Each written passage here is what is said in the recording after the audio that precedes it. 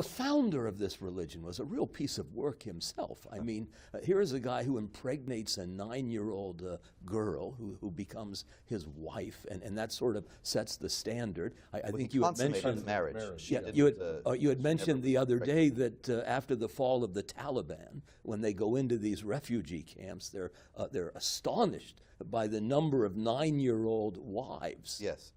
Because Muhammad is the excellent example of conduct. To be so fair, he did it. It's good. To be fair here, we're talking about the ancient and early medieval world. Augustine, before his conversion, was engaged to be married to a 9-year-old.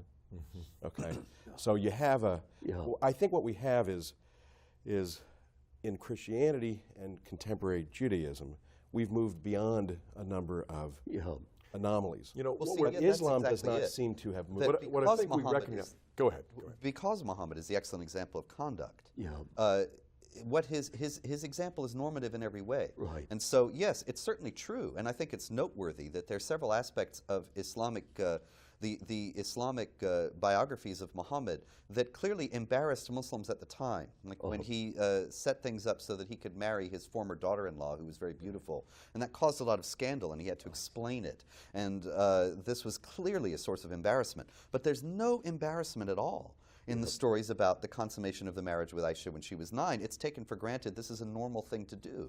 The problem becomes when it's considered to be a normal thing to do now, so many centuries later, when we know the physical and psychological harm that can do to girls, and yet because Muhammad did it, there's no headway that can be made against it in the Islamic world. We understand from Muslims that Muhammad is really an exemplar of righteousness. Oh, yeah. If he's done it, then it's all right. If somebody in the name of Jesus goes out and strikes terror and butchers people, everybody knows he has contradicted what the founder of Christianity did. Whereas if people go out and in the name of Islam imitate Muhammad and exercise force, violence, and terror, there's almost a sense of continuity and consistency. Oh, very much so. That's part of the obedience. That's part of the imitation of Muhammad that's required. That's hard for us to really admit.